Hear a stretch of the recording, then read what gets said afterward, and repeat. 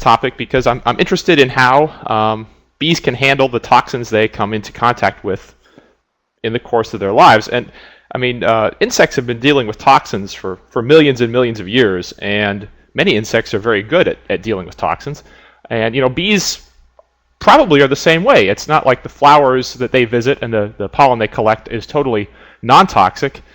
Bees have to deal with toxins as a normal part of their life. So it seems like some pesticides should be better than others. And I guess that's what I'm going to tell you about today, is that often it's easy to say pesticides are bad for bees, but I think we should avoid painting all pesticides with too broad a brush, because some pesticides are actually not that toxic to bees, surprisingly, and some of them can actually be quite useful in beekeeping, and we'll talk about that as well, which is why it's inside and around the hive. Oh, wrong button there. Back to full screen. Okay.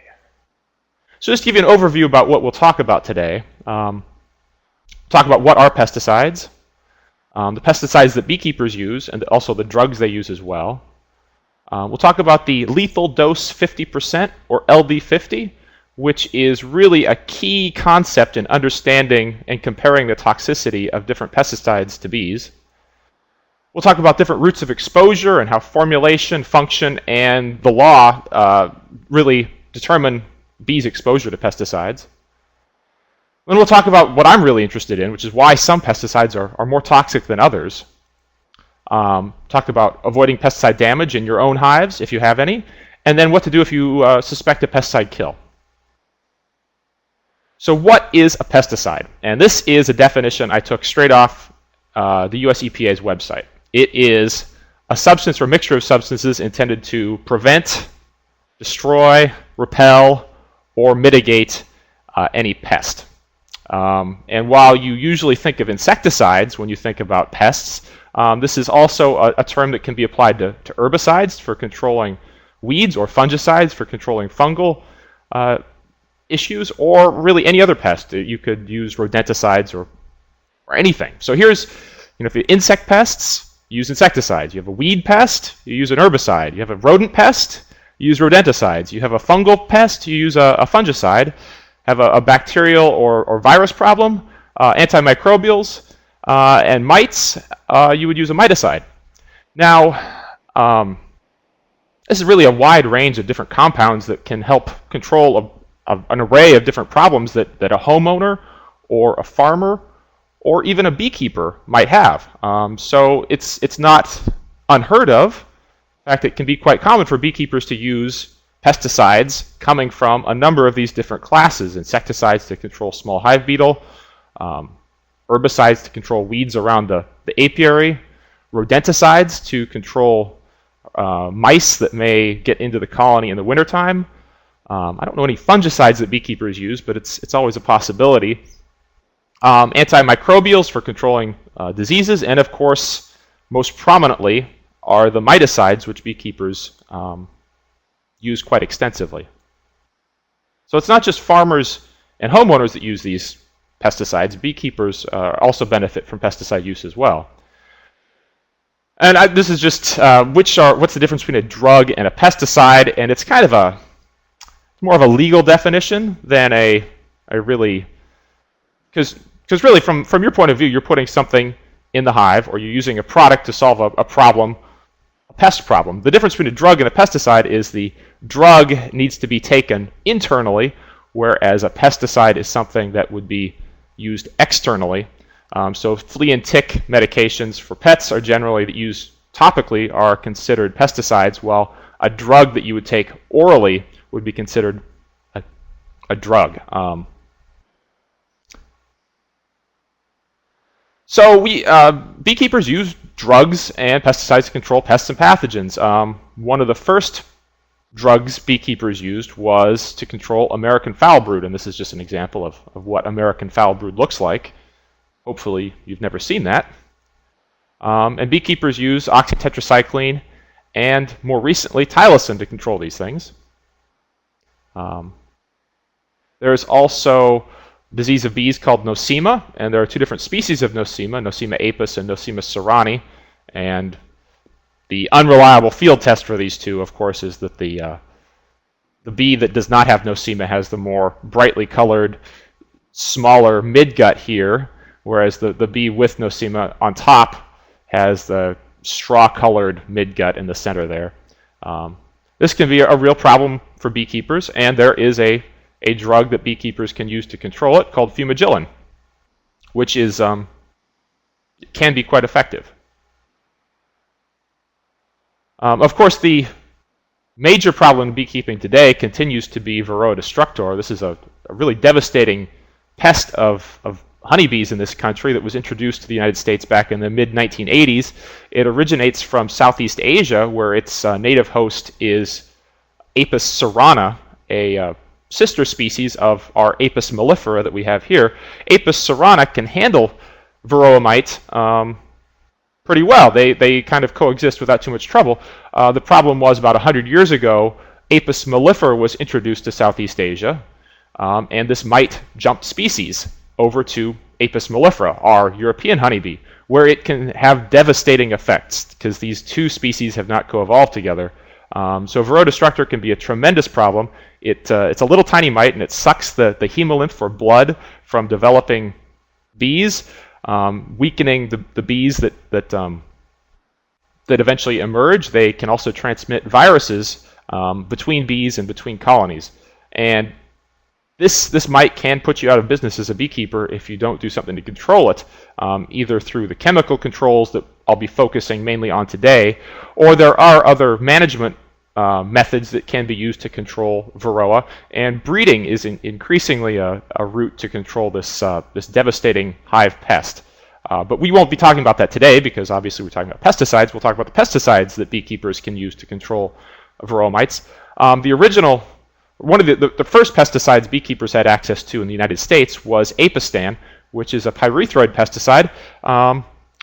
This was, I think, introduced in the early 1990s, not long after Varroa became a problem, and it was extremely effective for many years at controlling Varroa, and was apparently quite safe for bees. The problem with this product is that the Varroa mites evolved resistance to it in the late 1990s, and it's while it still can be effective in certain Varroa mite populations, as a general use, it's not as effective as it once was, and beekeepers should probably look for something else if they actually want to control the Varroa mites, because sometimes this product just will not work against Varroa mites. Coumaphos was introduced in reaction to Apistan starting to fail. Coumaphos is an organophosphate. It's a similar strip formulation as Apistan down here. Again, this was useful for a few years. Then the mites evolved resistance to it. And I think most mites in this country are now resistant to Coumaphos.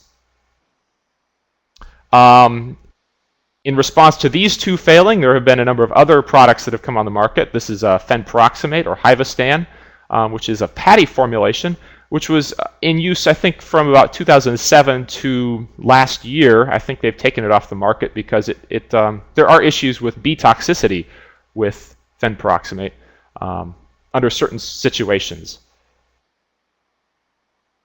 There's Amitraz, which was registered for use in the United States way back in the early 1990s, was taken off the market, but is still registered for use in Canada, and I think in some other countries as well, and it continues to be a very effective miticide, which is apparently also safe for bees. Beekeepers in this country are more likely to use thymol.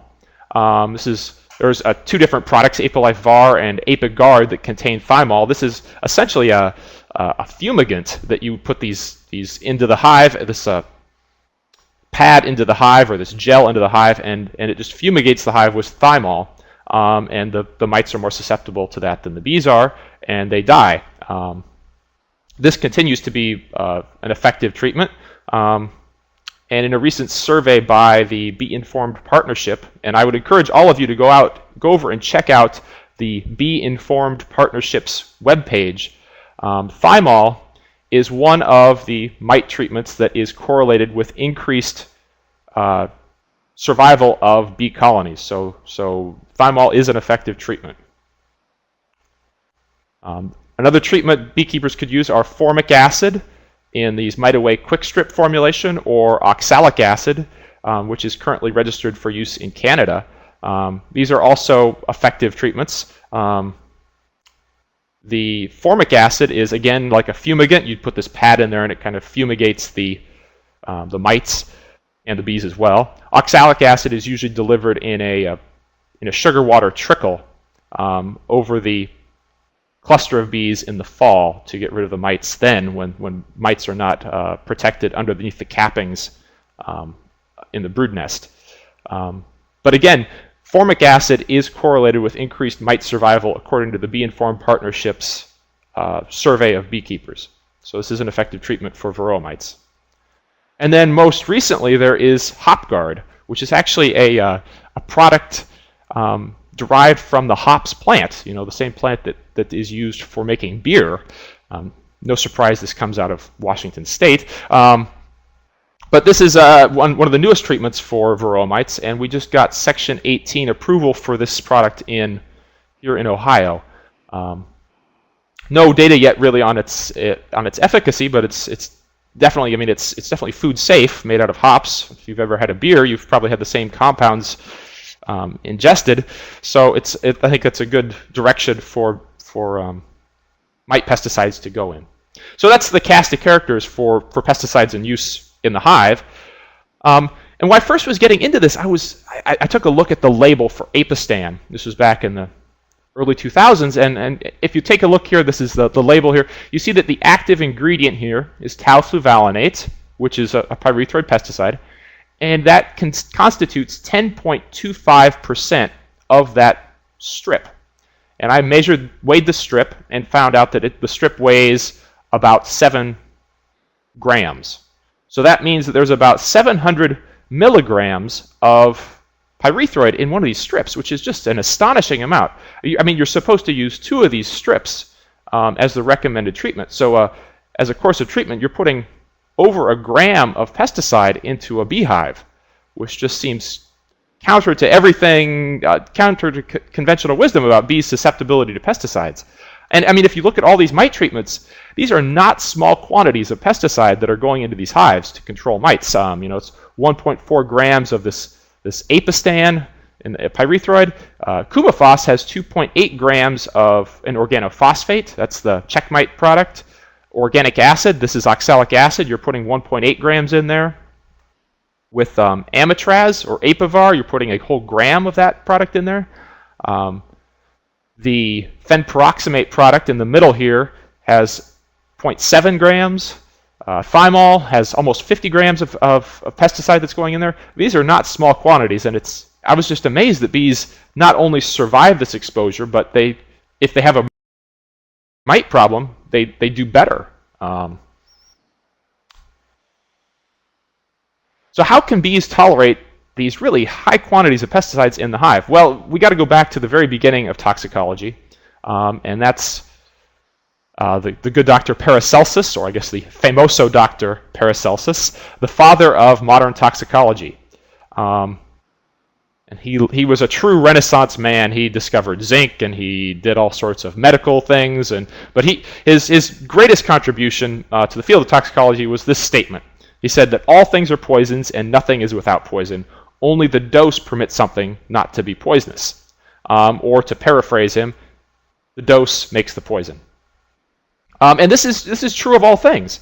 So it's not unheard of to use a pesticide in human medicine. So we have the deadly pesticide or rodenticide, warfarin, which is used for controlling rats and mice. And if you buy it in this Later's warfarin bait formulation, and you ate that, it would be deadly to you.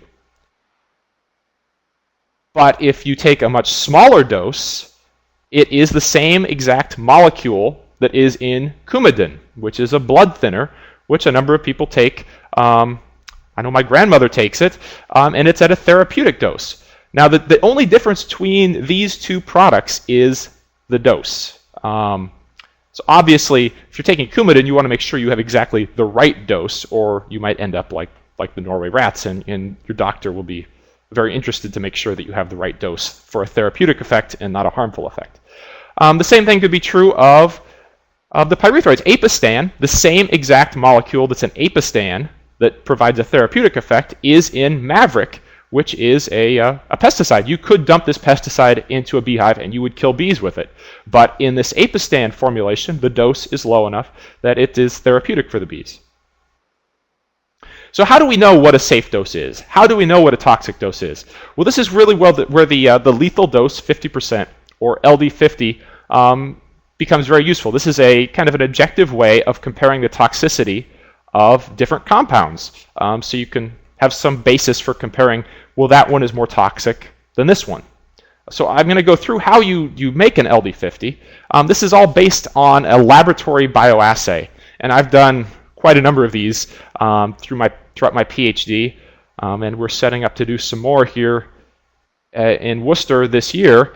So this all takes place inside the lab.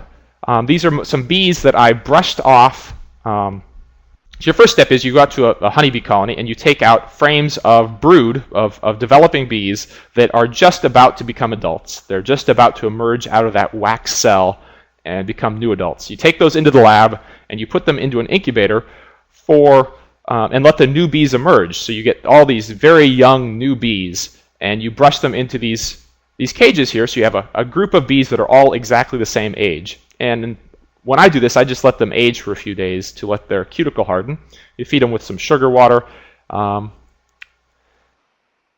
then you dose them with varying concentrations of a pesticide. You use one group will get a low dose, one group of bees will get a medium dose, and one group of bees will get a high dose. And in reality, you have more than just 3 doses. You have up to 10 or 15 different doses you use depending on what you're doing. And when we did this, we just knocked the bees out with carbon dioxide, which just puts them to sleep for a couple of minutes. And then we use this needle to apply a 1 microliter drop of pesticide to the bee's thorax. Low dose or a low concentration of pesticide or a high concentration of pesticide.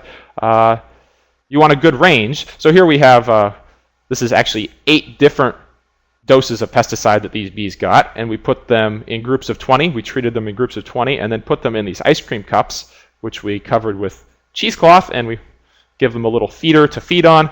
And we just put these bees, after treatment, back in the incubator for 24 hours.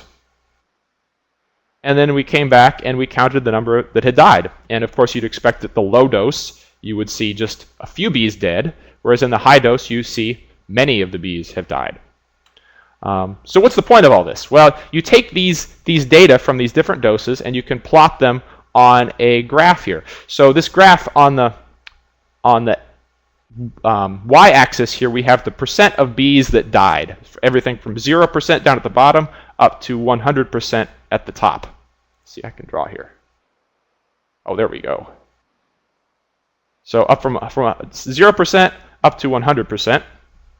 And then on the x-axis here, we have the dose, and this is on a log scale. So down here we have a dose of 0.01 micrograms up to a dose of 10 micrograms. And for taufluvalinate, which is the active ingredient in apistan, at a low dose you get a few bees dying, and then at the next dose up you get more bees dying, the next dose up you get more, up until almost all of the bees are dead at a high dose. Now you can take this and you can fit a mathematical model to it to get a nice smooth line. And based on where this line crosses the 50% mark is what an LD50. You can calculate the dose of taufluvalinate that would be expected to kill 50% of the bees. And that's right around 10 micrograms in my experiments. Compare this with bifenthrin, which is another pyrethroid pesticide, which is much more toxic to bees. And we have similar data plotted here, and we fit a curve as well. And we see that we draw a line at 50% mortality, and then we draw lines down. You see that the LD50 dose for bifenthrin is about 0.01 micrograms per bee, but for fluvalinate, it's about 1,000-fold higher at 10 micrograms per bee. So these are LD50s. This is, and whenever a new pesticide is registered by, or submitted for registration to EPA, the registrant must include LD50 data for honeybees. So there's a tremendous database that's available on LD50s for honeybees, because every pesticide that has ever been registered or considered for registration has had an LD50 for honeybees conducted on it. Now, there is wide variability in insecticide toxicity to bees, as we saw. Bifenthrin and talfluvalinate, these are very similar molecules, but they have very different toxicities to bees. Some have low toxicity, it can be used safely in the hive, like fluvalinate. Others have high toxicity and should be avoided by bees, like bifenthrin. And this LD50 is very useful for comparing toxicity. And you can get LD50s for bees for just about every pesticide that's out there at this website at ipmcenters.org, and they actually have the EPA's ecotoxicology database publicly accessible at this site. And it's really a useful resource if you want to go look at LD50s for different compounds. Obviously, LD50s are not the be-all and end-all. They do have problems. While they are pretty reliable and straightforward to do, they're done on individual bees, and it's really fairly easy to do them. And you can do them topically, like I showed you here. You can do them contact. You can spray a pesticide on a plant and then put bees on there to see if the contact toxicity is high. Or you can dissolve a pesticide in sugar syrup and feed it to bees and get what's actually an LC50, a lethal concentration 50%. You can do these on adults or larvae. Traditionally, they have been done on adults, but you could do them on larvae. And you could do them on workers, queens, and drones. And I have actually done LD50s on all three of the casts that exist in beehives. The disadvantages are significant. I mean, this is a lab test. This is not a colony level test. And what happens in a lab does not necessarily reflect what is happening in a real colony. So it does not test what's happening in the real world. It just gives us an idea of what might be happening in the real world. And it's a short-term test, 48 hours, maybe 72 hours. It doesn't test for long-term or sublethal effects that some of these pesticides may be having on bees' behavior or longevity. So additional tests would be needed. And EPA, if they have suspicions that there might be issues here, will require additional tests beyond just the LD50 to address some of these colony-level or long-term concerns. But it's everything starts out with an LD50, so that's where the best data is. And actually, what I'm going to show you today is all based on contact LD50s that were done on adult worker bees, just to keep things, make sure we're comparing apples to apples here. So just a little, not to get too bogged down in risk assessment, but risk is hazard times exposure. So with the LD50 here, we have the hazard, a measure of hazard. LD50 toxicity is a measure of the hazard of a particular pesticide to bees. But that's only part of the equation about whether a pesticide is truly risky for bees. I mean, just because something is toxic doesn't mean you necessarily come into contact with it. And I saw a cartoon, I was getting this together that I did not include here, but of if you go to the zoo and you see a rattlesnake behind, in the display at the zoo, behind glass, I mean, that rattlesnake is very hazardous. That snake could kill you if it could get through that glass to bite you. But the fact is, there's no exposure there. While, yes, the rattlesnake is hazardous, there's no exposure because that glass is protecting you from ever coming into contact with the rattlesnake. So the risk is essentially zero because even though it could be extremely toxic, you really have no contact with it, so it doesn't make that much difference. So exposure is very important when talking about pesticide toxicity in bees, because the formulation that these pesticides actually end up in makes a huge difference in their the actual risk to bees. The different functions of the pesticides make a big difference. And finally, the laws make a big difference. The label restrictions about when pesticides can and cannot be used really determine whether a bee will be exposed to a pesticide or not. So the formulation is probably the most important thing in determining a bee's exposure. And some formulations are better than others. Impregnated materials, where it's actually inside the thing to be protected, are probably the best because bees have very little contact with that pesticide. Seed treatments are also good because bees don't collect seeds. I mean, I guess if you're a bird and you eat one of these treated seeds, that could be very bad for you, but bees don't collect seeds, so seed treatments are generally pretty good formulation for bees. Baits that are not attractive to bees are good. Granular pesticides are also pretty good because, again, bees don't collect these granular materials. They have no reason to come into contact with them. Sprays that come in concentrates or suspensions or wettable powders can be a little riskier because bees could be out foraging and could get directly sprayed when these things are applied, or after the spray is applied, there could be this liquid sitting on top of the leaves or flowers that bees may come into contact with. So these carry a little more risk. Dusts are bad because bees do collect dust, whether they want to or not. I'll talk about that in a minute, as are microencapsulated products, and most famously PenCap M was a microencapsulated product that was very bad for bees, and was eventually one of the reasons it was banned was because of its toxicity to bees, I believe. So why are these dusts and microencapsulated products worse than all the rest? Well, you have to look at what bees do. They go out and they forage for essentially dusts. A bee is visiting a flower and it picks up pollen grains, and these are dust-sized particles. Bees are built for picking up dust-sized particles and taking them back to the colony. So if there's just a little bit of dust, pesticide dust, mixed in here with this pollen, the bee will pick that up. It doesn't eat it immediately, so it isn't poisoned itself at the moment, but it can take that back to the nest and can kill the sisters with it. So that's the real problem with dusts, is that they are collected by bees along with pollen and very readily returned to the hive where they can poison other bees. The function determines bees' exposure. There are stomach poisons. These are traditional poisons that you would eat. There are contact poisons that enter through the epidermis, and if a spray is extremely toxic to bees and they come into contact with the residue of that spray, you get a contact poison effect. Fumigants, these are traditionally used actually inside the hive, like thymol and formic acid, or I would call both fumigants. Of course, they're more toxic to the mites than the bees, thankfully.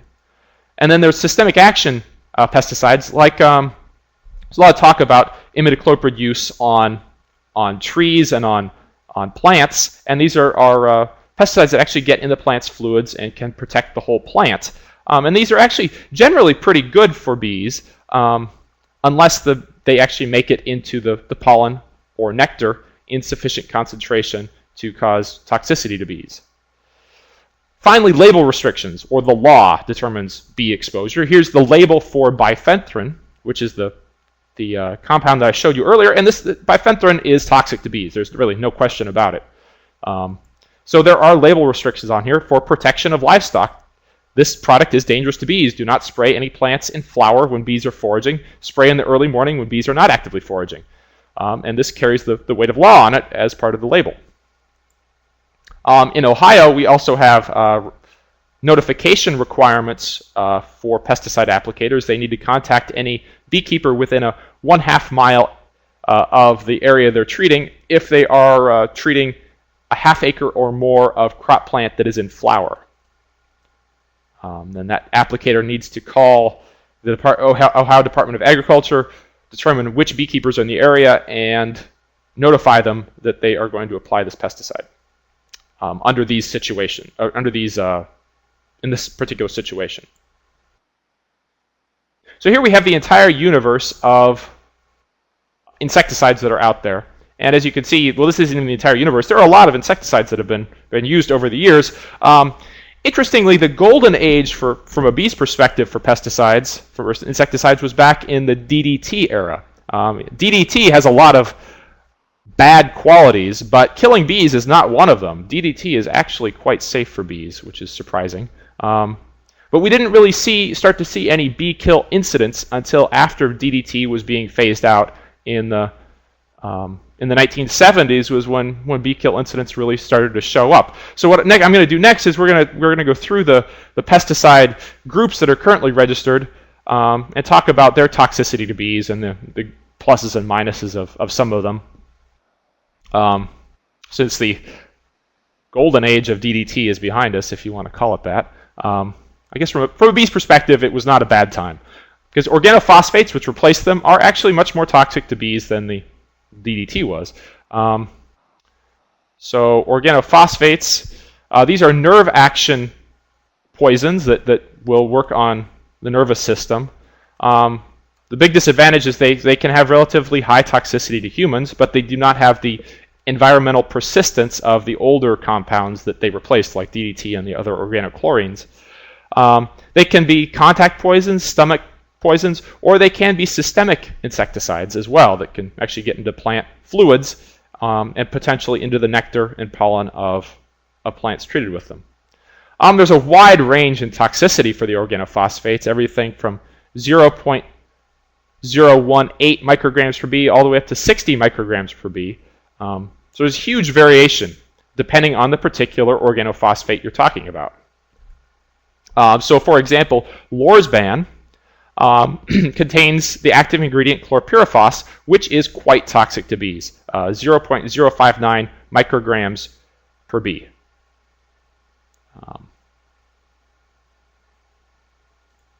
Spectricide, or malathion, is also toxic to bees, not quite so bad, 0.20 micrograms per bee. Whereas the very same family of compounds, Checkmate, is actually used by beekeepers. This is Coumaphos, and it is really not very toxic to bees at all, 20.3 micrograms per bee. So within the organophosphates, even though some are toxic to bees, some are not toxic to bees. And generally, this group of compounds is being phased out largely because they have some toxic effect to us humans, which can be an issue. Carbamates work in a similar way as organophosphates. They are nerve action poisons. They're somewhat toxic to both humans and bees. Again, they're contact, stomach, and systemic toxins. And again, they have a wide range of toxicity to bees, everything from 0.16 to 25 micrograms per bee. Temic, which contains aldicarb, has an LD50 of 0.285. Now, if you compare this with the organophosphates, that's not really as toxic. It's a whole order of magnitude less toxic than some of the organophosphates. 7, which is available in every home and garden center in the country, is actually not that toxic to bees, about 1 microgram per bee. And then Larvin, which I've never actually come across, contains thiodicarb, which is greater than 25 micrograms per bee, is the LD50. So again, carbamates have a wide range. It really depends on the chemical you're talking about, whether it's toxic to bees or not. Pyrethroids. Pyrethroids are a very interesting situation. Again, these are nerve action poisons. They work on a different site than the carbamates and organophosphates. And these have largely replaced the organophosphates in a lot of applications. These are contact poisons principally. And they're based on a natural product that is in chrysanthemums. And you can actually get naturally produced pyrethroids if in chrysanthemum extract. These things are actually relatively safe for humans, but they have generally very high toxicity for bees. Thankfully, they can also be repellent to bees. So a spray could be highly toxic to bees, but that effect could be mitigated to some extent by the fact that bees really can sense it and they try to stay away from it, which is good for the bees. They have a wide range of toxicities again, everything from 0.0015 micrograms per bee, that's about 1 nanogram, or what is that, a billionth of a gram? I think so. That's a very small amount of pesticide that can kill a bee, up to 3.4 micrograms per bee. And there are pyrethroids in Ortho Home Defense Max that contains bifenthrin, which is one of these extremely toxic pyrethroids. Pyrethrum 5EC, which is actually a natural product, and I believe this can be used in organic agriculture. Just because it's organic does not mean that it's good for bees, though. It has a very high toxicity to bees.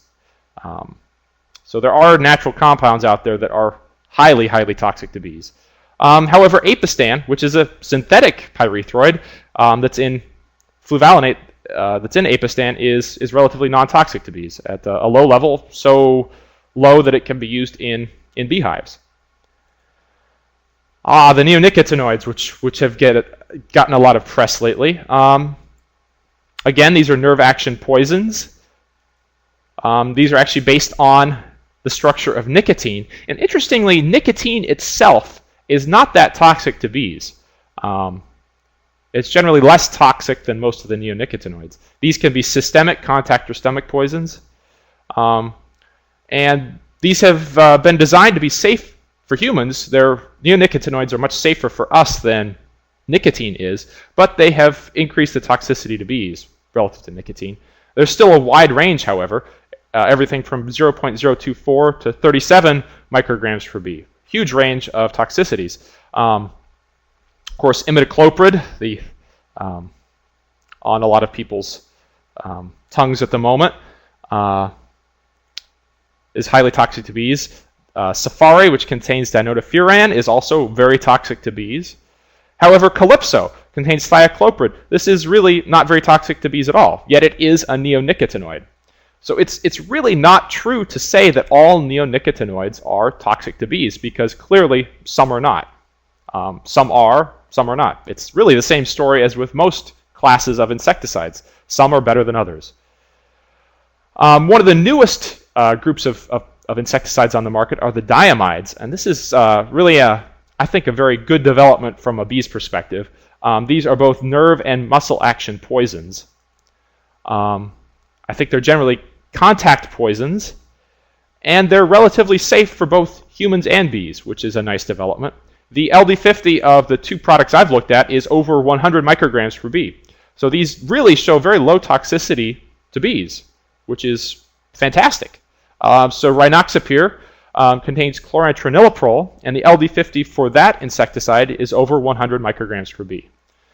Same thing with Belt, which contains flubendiamide, which has an LD50 of over 200 micrograms per bee. So these are from a toxicity standpoint, far safer than other insecticides. I guess the disadvantage is these are new compounds and are relatively expensive. But they're safe for bees, and hopefully this is the direction things are going with the newer chemistries. Of course, there are other insecticides out there. This is just scraping the surface here. I'm not going to spend too much time on them. There are growth regulators, such as diflubenzuron, which is in Dimilin or methoprene. And these, rather than being nerve toxins, which will knock down an insect immediately, these mess with the growth and development of an insect as it progresses from a larva through a pupa to an adult. Now, as you'd expect, if you put a growth regulator on an adult bee, you find that they have very low toxicity because adult bees are no longer developing. So the growth regulator really has nothing to act on. But these are highly toxic to developing bees in the brood, and I mean, just because the LD50 is very high for these does not mean that they're safe for bees if they make it back into the colony where the young can be exposed to them. There's some insecticides that work on energy metabolism, such as rotenone and fenperoxamate, which is used by beekeepers to control mites. And again, these have a very wide range of toxicities to bees. Even though they work by a totally different action than the nerve poisons, which we've been talking about up to this point. And then there's lipid synthesis inhibitors, spirotetramat, which a couple of years ago there was a lot of concern that this was harmful for bees. And as far as I know, the LD50 is quite high, but again, it may have other effects. But in the experiments that have been done that I've seen, there really have been no convincing effects on bee health from this class of compounds. So that's the insecticides, but that's not the entire universe of all pesticides. There are fungicides out there as well that bees may come into contact with. And fungicides are generally, there are very few label restrictions on fungicides because fungicides should not kill bees. Bees are not a fungus. I think everyone would agree with me on that. Bees are not a fungus, and fungicides should not affect bees. And therefore, they can be applied during bloom, and where high exposure is really very likely. They could actually be sprayed with the stuff. And these fungicides can be found in the pollen that bees bring back to the colony in very high levels, up to 400 ppm, in a paper published by Chris Mullen at Penn State. LD50 fungicides is generally, bees are not fungus, so fungicides don't kill them. The LD50s are very high. They're not particularly toxic to bees. But there is concern that high doses may have effects on brood. I mean, these are biologically active compounds that are being used, and they could have an effect on the brood when they're brought back in the pollen. And there's evidence that Captan, Rovrol, and Zyram at high doses could have effects on the development of brood in the colony. And that was work done by Eric Musson at UC Davis. Herbicides. Again, bees are not plants, so herbicides should have no effect on bees, but herbicides are biologically active compounds. I'd say that herbicides can actually be devastating for bees, but not through direct toxicity. Herbicides are bad for bees because they kill the weeds, the flowering weeds, the dandelions, the clover, all of those flowering things out there that bees need to feed on. And it's my feeling that the less herbicide that's used, the better. I'd love to see fields of dandelions. I love to see fields of clover. I love to see flowering things everywhere because that's what bees love. That's what they need to survive. And in many cases, herbicides are used to control the food for bees. And that's not a direct toxicity, but it can definitely harm bees that way. But herbicides can be used when bees are present. And again, high exposure is possible. Herbicides are generally not toxic to bees, even though there are some older, in the literature, you look back, there are some suggested effects at high doses that 2,4-D particularly and paraquat may have toxic effects at very high doses. And these are reports from back in the 50s and 60s when these were more widely used, that they could have some effects on bees at very high doses. And that's something I think that needs to be looked into more thoroughly, as particularly 2,4-D is likely to experience an increase in usage in the coming years as some of the weeds have become resistant to glyphosate or Roundup. 2,4-D is making a comeback in popularity. So it would really be nice to know if that compound really is toxic to bees or not. So that's the cast of pesticides that are out there. Bees will be exposed to them. There's no question about it. They forage in a huge range outside the colony. Pesticides are used all over the place. Bees will be exposed. But clearly, not all pesticide exposure is a real problem. Some pesticide exposure is worse than others. And according to Ohio law, if an applicator is planning an application of pesticide on a flowering crop within a half-mile of a registered apiary, that applicator needs to call the Ohio Department of Agriculture to get the list of registered apiaries around that flowering crop so that the beekeepers can be notified. Similarly, beekeepers need to, in Ohio, number one, register their apiary with the Ohio Department of Agriculture. They also need to post their name and phone number in the apiary and generally make some signage so that applicators will know that the apiary exists. Beekeepers should also communicate with your neighbors so that they know that you have an apiary there, and they will let you know if they're going to apply a pesticide that might be toxic to bees. So you know that there's going to be a pesticide spray in the future. You need to move your hive someplace else is one option. Or you can confine the bees where they are and screen them off so that they don't die. Moving is, I guess, the ideal situation if you have pesticide exposure coming, but confining is also good. But the problem with confining bees to the hive is that they can easily overheat, so you need to give them as much airflow as possible. And here are some ways you can confine bees. You don't want to return or release them for at least 24 hours after the spray or application event so that they can that material can dry under the leaves or dissipate in some ways. Of course, overheating is always a problem, so you want to get those bees out as soon as you feel it is safe. Dealing with a suspected pesticide kill can be a challenge. I mean, if you see a pile of bees in front of many of your colonies in an apiary, then you have reason to suspect that there's a pesticide kill. You want to take photos and record the location of your apiary that you saw this event, how many hives were affected, the problem you're seeing, and the condition of those colonies were in the last time you inspected them. You also want to collect some of those affected bees. Collect 50 to 100 of the affected bees from the bottom board and put them in a plastic bag and store them in the freezer. You don't want to get them off the ground because the ground itself could be contaminated with another pesticide. You want to contact your county apiary inspector and the Ohio Department of Agriculture, and there's their phone number, to report the pesticide kill. You can report this to the US EPA. They have an email address set up specifically for bee kill events. You want to report everything you know about this pesticide kill, give them as much detail as you can. And then finally, you can get those bees you collected tested for pesticide residues. And the lab that I've been using is the USDA AMS lab in Gastonia, North Carolina, and I think they can test for about 200 different pesticide residues. Problem is, it costs about $300 a sample. And there are ways to reduce this cost, I believe either through, I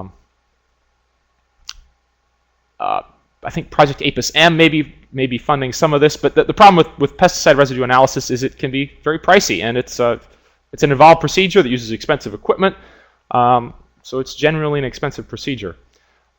But I think if anything, if you don't do anything else, if you suspect a pesticide kill, you should report it, both to your state officials and to the EPA through this this email address. You can provide one more data point, and obviously the more data you can provide them, the better. But just reporting it, I think, is good, just to provide some data.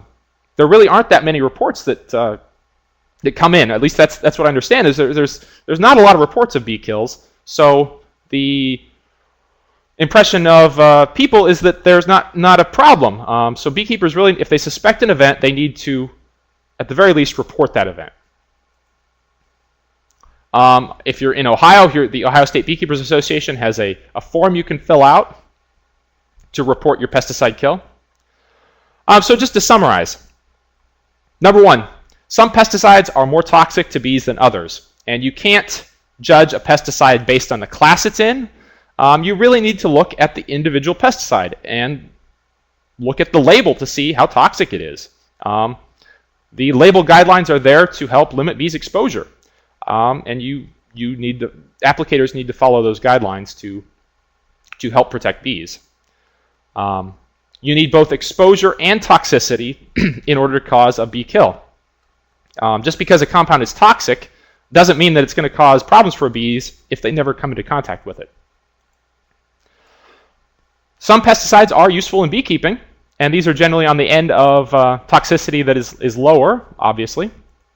And finally, I guess is just a comment about pesticide kills. Bees have all sorts of problems. Mite problems, virus problems, nutritional problems, nosema problems. There's all sorts of problems bees have. And additionally, they're exposed to all sorts of pesticides. So it can be very difficult to actually prove that a particular pesticide is responsible for a particular bee kill. So connecting those dots is a real challenge, both from a regulatory perspective and from a research perspective and from the beekeeper's perspective and from the applicator's perspective. It's a real challenge. And I think we all need to work together to try and improve the situation out there for bees. So I'd like to thank everyone for listening today and for watching. And here's just some suggested reading and where I got my data from that might be interesting to other people. So now I'll try to answer some of these questions in the 10 minutes we have left here. I will get a drink first, though. Reed, Joe has a question about miticides contaminating honey that is harvested for human consumption. Mm-hmm. Well, generally these miticides are very fat-soluble, not water-soluble. So you can detect the miticides in the wax, but you really can't find them in the honey because the honey is mostly water, and these miticides just don't go into water. So it might be a concern for cutcomb honey, but not for liquid extracted honey because the miticides just generally will not show up in there. Jane had a comment. She thought that pesticides should be applied in the evening instead of the early morning, if you can address that. I was kind of surprised to see that on that bifenthrin label as well. That's what I always thought too. You'd think that if you apply them in the evening, that will give, full, the entire nighttime for this stuff to dry onto the plants and for it to begin the degradation process. And I don't know why bifenthrin recommends morning application. I assume there's some good reason for that, and hopefully it's in the interest of bee safety and not in the interest of some other thing. But I believe you're correct that evening application is preferred. That gives bees the longest amount of time between the pesticide application and their possible exposure. Marion is wondering why Amitraz is off the market in the U.S.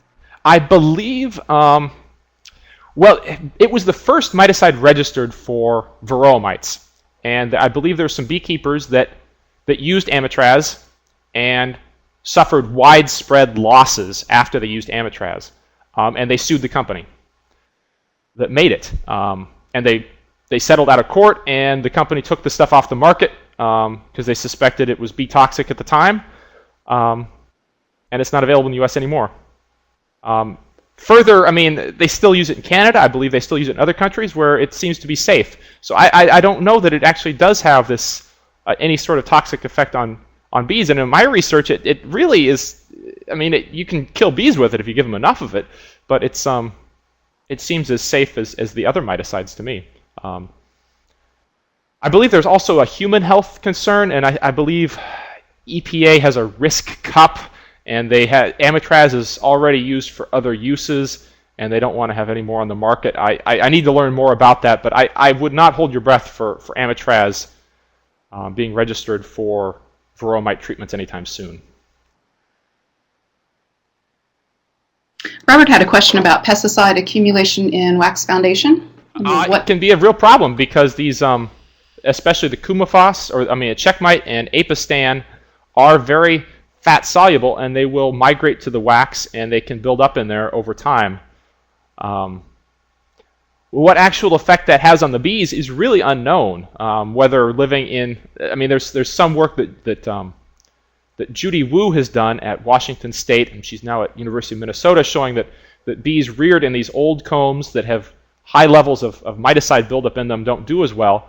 But there's also reports out there that using old comb is better than using new comb. So it would really be nice to know what bees actually are exposed to when you put them in old miticide contaminated comb, and if that stuff is just locked in that wax forever, or if bees actually can get a dose of it. So I hope that answered your question. Christine has a question about queens, and since they're longer lived, are they impacted by chemical accumulation? That's a really good question, and I don't know the answer to that. Because, yeah, you'd think that as a longer lived bee, they would be subject to this bioaccumulation that you might see in other pesticides. That's an interesting idea. I don't know. I should say that the way that bees handle some of these pesticides is by metabolizing them, by breaking them down and excreting them. So it could be that the queen can just break them down and excrete them for years and years, and there is no accumulation in the queen. But I don't know. That's a really good question. I would like to know the answer to that as well.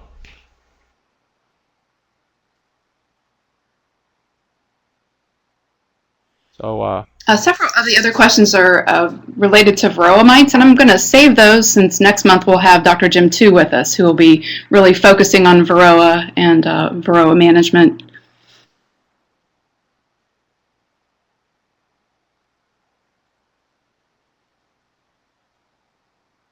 Let's see. Oh, good. Someone put the beinformed.org website up there. I really encourage everybody to go check that out. Dennis Van Engelsdorp is running this. Some of you may have participated in the survey he's doing. The results of the first year of that survey are up on the Be Informed website. And I was just, it's some of the most interesting stuff I've seen in a long time, and I would encourage you all to go over and take a look.